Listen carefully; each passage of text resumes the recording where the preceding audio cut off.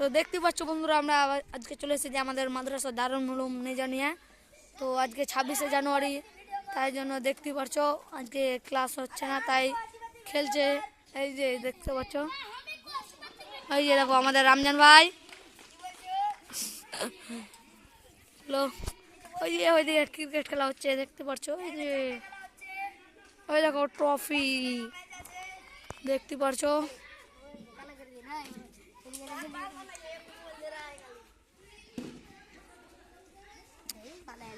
রে ছোট্ট ছেলে, কি দেখছিস রে?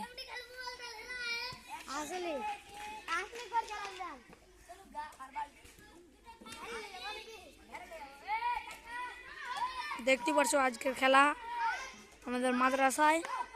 তো আমাদের ভিডিওটা এই পর্যন্ত খতম করলাম।